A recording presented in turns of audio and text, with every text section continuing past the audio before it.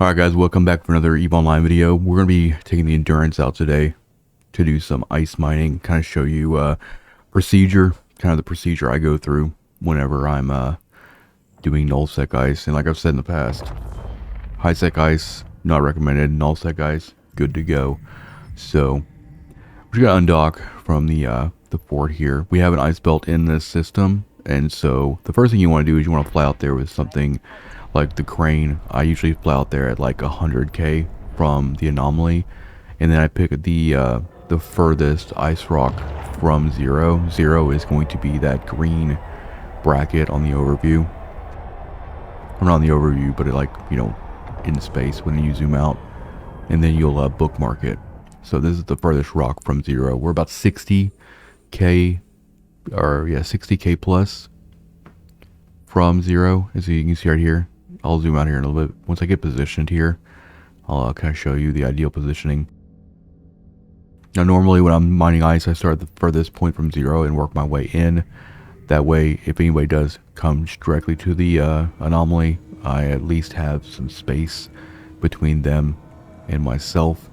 Also, I'm running sensor boosters on this. It's just kind of the fit I took. You're not going to put a whole lot of tank on this thing. So, you know, if I can put those on and not come up as easily and with combat probes, that's great. But I'm usually not even going to be on field if combat probes are out. Now what I'm doing here is I'm actually positioning myself more than 2,500 meters away from the rock. This gives me the option to just cloak. If something comes into local, I can just hit the improved cloak and I can just disappear without changing my position or anything. And if they pass through the system, then I can just decloak and start mining again. So it's going to get set up. You know, I usually wait a couple of like 30 seconds to a minute before I really start kind of getting into the groove, just to make sure that, you know, my spawn into the anomaly doesn't trigger like a rat spawn. If it does, then we'll orbit and kind of do what we gotta do. But let's zoom out here. You see this right here is what is considered zero. We're as far away from it as possible, and you do that by pre-making navs. And this is like the ideal positioning you want to be at. And we can just sit here and chill. We're about 47 seconds on this laser, so it takes us a little bit less than 19 minutes or so to fill up this guy. Obviously it's not like high yield or anything, but this is a really good way to complement some null-sec PI and start making fuel blocks. If we went out here and did this consistently every single day, and we just were always out here when the system was clear, always grabbing things, then it'd be great. I'm thinking about actually bringing another tune out here that is going to primarily and permanently just sit in like a Tengu or a combat ship. That way, if I do get rats, I can just cloak this guy and then bring out the other tune to just take care of the rats. And that way we can just have a really consistent income of ice, because we could technically be in the position of making fuel blocks in this system. It's very, very possible. Now this this ice anomaly also passed one of my other checks too, and this there's not even a gate within like D-scan range. So both gates in the system, they're like 30 AU away, which is great, which is ideal. The idea and the thinking there is like if anybody comes in system from the gate and they immediately hit D-scan, they won't actually see you. They have to do a little bit of work. They have to kind of get into the system a little bit to start seeing what's out there. That gives you ample time to get off grid. There's also a POS in this system set up as well. Now I'm accessing that, you know, player-owned starbase from using a passcode because it's set up from another corporation. So just in case you don't know, you can right click on your capacitor and there's an enter starbase access code option there, and you just put in the code that you're given, and then you'll be able to get in there and do your thing.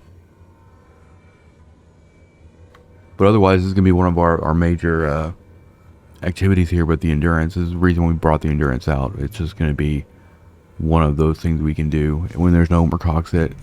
There is no anomalies in the system right now.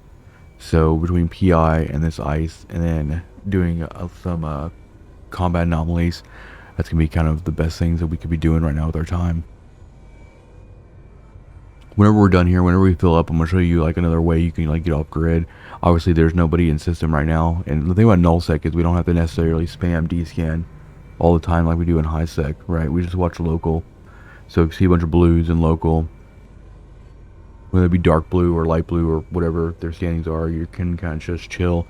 Your main concern is looking out for rats, being like capital rats, battleships, especially if you're in endurance and stuff like that. But battleships, if you're orbiting a rock, battleships are going to be really, it's going to be really hard for them to hit you just because of your signature. We're running an afterburner instead of a micro warp drive just to keep that plume as small as possible. So like if we got a rat spawn that had some destroyers, some cruisers, or some battle cruisers in it, we would use our drones to take down the lower class ships. Probably start with like destroyers and see what we can do. We'd be orbiting that rock with that afterburner on.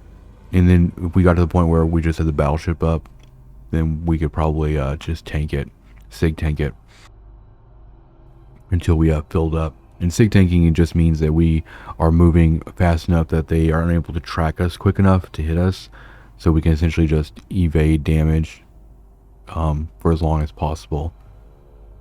But other than that, it's pretty chill. We don't have to spam dscan like you probably noticed. I'm not spamming it as much because if I don't see a neutral in local, then there's no need for me to keep spamming that. And I already have all the rats and stuff on my overview. Even the capitals are on there, so if they show up, I'll see them immediately on my PvP tab. If you haven't set up your overview to show rats or capital rats and stuff like that, I do suggest going to Patreon, looking for the post on there for my overview, and getting that, you know, installed, and then you can start customizing that and, you know, seeing how it's all put together and kind of customize it to your liking. That way you don't you're not out here mining and you have a rat carrier drop on and you don't see it until you know, it's too late, because they do not come on the overview enabled by default. So just keep that in mind.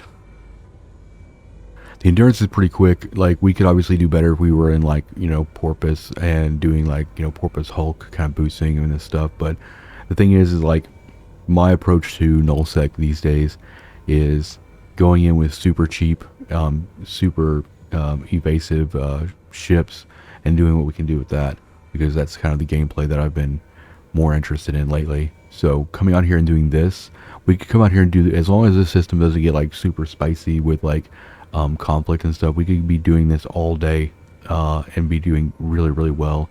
And even if we did lose this ship, it's super cheap. Now, in terms of this ice that we're mining right now, if we look at just like the ice itself, it's going to be roughly each trip is going to be worth about 2.2 million and stuff. But really, we're out there for the byproduct. So we're out there for the isotopes and the heavy water, and that, you know, heavy water can also help us if we bring more tunes out and start doing, you know, porpoise boost and things like that. But all that ice byproduct will be going into different stuff as well for manufacturing if we decide to go that route. But we're just kind of chilling right now.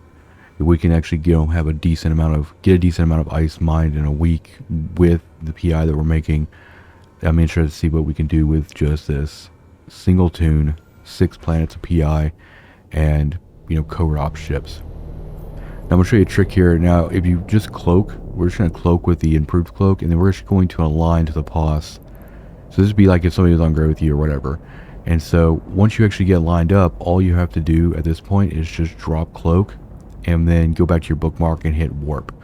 And the second you come out of cloak, you'll just warp immediately, because you don't have a velocity penalty while you're in cloak here. So what we're going to do is drop cloak and hit our bookmark to warp, and we just take off immediately. That's beneficial because by the time you come back up on overview, you're already in warp, and so that's a very a useful trick. We didn't really need to do it there. That was just really kind of demonstrating. And this is also the POS here. So if in a situation where the neutral came in, I would actually go to POS first.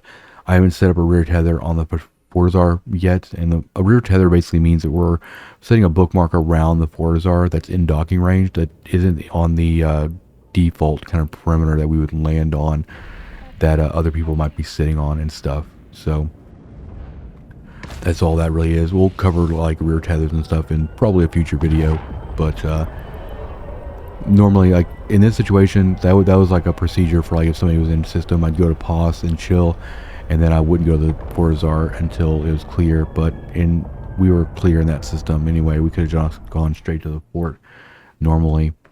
But hopefully you enjoyed this video. We're going to be hopefully doing a lot more of this kind of stuff. Hope you find it interesting and entertaining.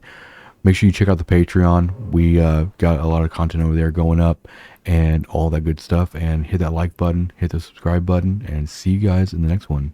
Peace out.